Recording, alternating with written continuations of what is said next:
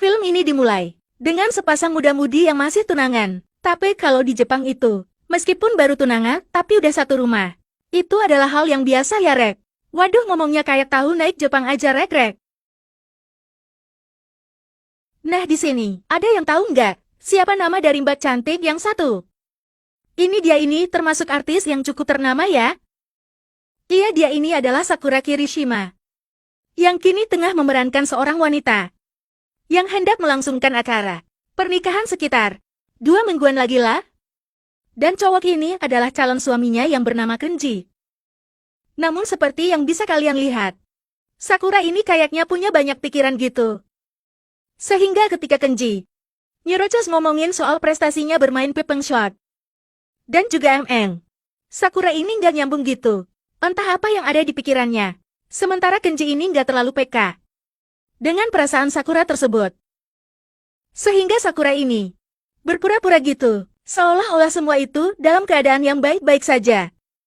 Padahal ketika ia ini sendirian di rumah, Sakura ini terlihat selalu murung, memikirkan masalah yang hanya diketahui oleh dirinya sendiri dan sang sutradara. Malamnya terlihat Kenji yang sudah pulang dari kantor. Dia ini bekerja sebagai sales piring cantik, ya yang bonus Rinso itu loh. Banyak dijual di warung Bob Darmi ya. Nah, Kenji ini akan pulang ke rumah. Namun dia ini mengajak salah satu teman kantornya untuk main ke rumahnya. Dan dari sinilah awal mula terjadinya prahara Bikang Anget yang tersakiti. Dan film ini pun dimulai. Sakura pun agak terkejut ya dengan kemunculan teman Kenji tersebut. Karena Kenji nggak bilang-bilang ya, kalau dia pulang bareng temannya. Namun Sakura ini sebenarnya udah kenal dengan pria tersebut. Dia ini bernama Nishishima, yang merupakan teman lama Kenji, sekaligus teman mabar pepeng shot. Beberapa bulan yang lalu, dia itu dipindah tugaskan untuk jualan rumput gajah di Nusa Kambangan. Yang sekarang ini, akhirnya ia diperbolehkan kembali bekerja di kantor bareng dengan Kenji.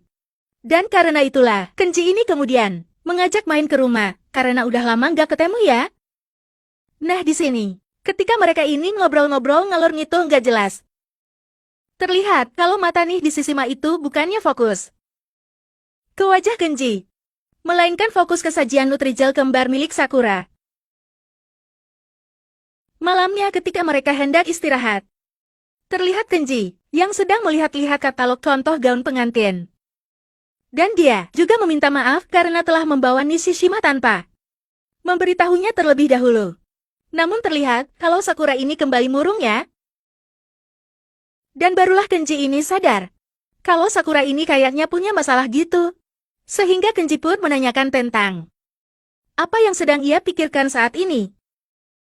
Namun sekali lagi, Sakura nggak mengatakan permasalahan apa yang sebenarnya ia rasakan. Sehingga, Kenji pun kepikiran dengan tingkah aneh Sakura tersebut.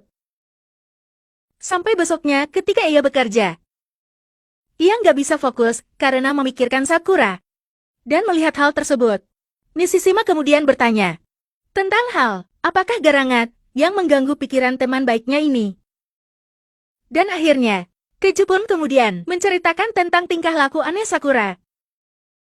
Di mana ketika ia hendak menanyakan pokok permasalahannya, dengan niatan agar ia bisa meringankan beban pikiran Sakura, dia justru tidak mau mengatakannya. Padahal mereka ini kan pasangan yang sudah mau menikah gitu. Dan mendengar keluh kesah temannya tersebut, Nishishima kemudian mengatakan bahwa mungkin ia bisa membantunya dengan cara menjadi seorang konseling gitu, untuk mengetahui apakah sebenarnya permasalahan yang tengah dihadapi oleh Sakura. Padahal cuma modus aja ya. Dan bodohnya, Kenji ini menyetujui saran teman terkutuknya tersebut. Beberapa saat kemudian, terlihat Nishishima yang menuju ke tempat Sakura. Yang tentu saja Sakura terkejut ya dengan kedatangan Nishishima. Kenji saat ini seharusnya ada di kantor. Toh ngapain sih Nishishima ini justru datang ke rumahnya? Dan dengan mengatasnamakan Kenji, Nishishima mengatakan bahwa kedatangannya ini diminta langsung oleh Kenji dengan maksud untuk membantu permasalahan yang sedang dihadapi oleh Sakura.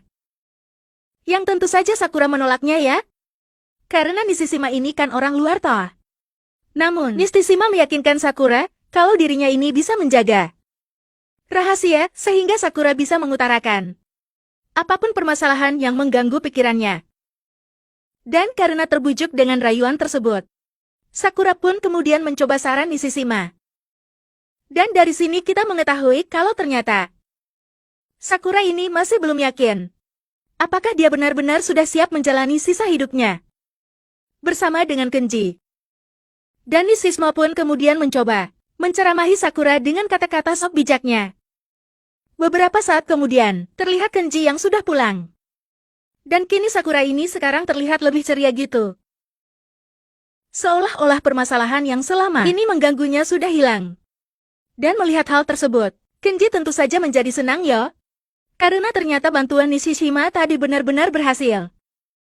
Sehingga keesokan harinya, Kenji mengucapkan rasa terima kasihnya kepada Nishishima.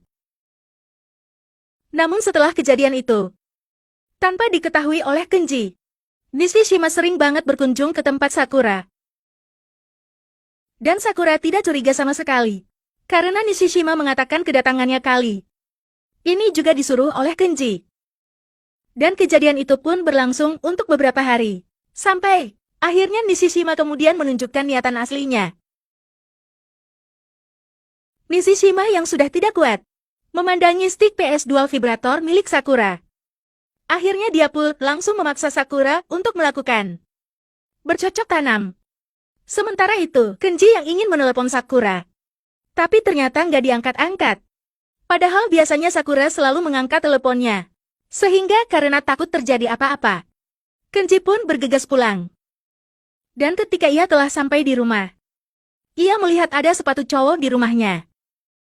Namun ternyata, terlihat kalau Nishishima tengah mengobrol dengan Sakura.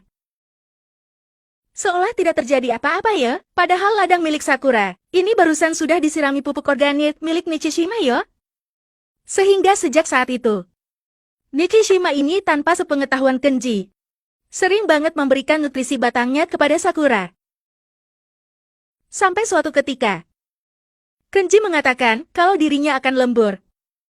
Sehingga ia mungkin akan pulang dini hari. Namun ternyata lembur tersebut dibatalkan. Sehingga ia pun buru-buru pulang sembari membawakan hadiah untuk Sakura. Namun betapa terkejutnya Kenji ketika ia sekali lagi melihat ada sepatu cowok di rumahnya. Kenji secara cepat bersembunyi di dalam lemari pakaian. Dan dari sinilah akhirnya Kenji mengetahui kegiatan terkutuk yang telah dilakukan oleh Sakura dengan Nishishima. Beberapa jam kemudian, setelah Sakura kekenyangan dengan singkong dewa milik Nishishima, akhirnya Kenji pun keluar. Dan terlihat kalau Kenji ini sekarang begitu sedih ya. Dan juga marah banget. Karena ia sadar kalau hati dan juga bikang anget milik Sakura ini kini telah menjadi milik Sasuke. Dan film ini pun berakhir.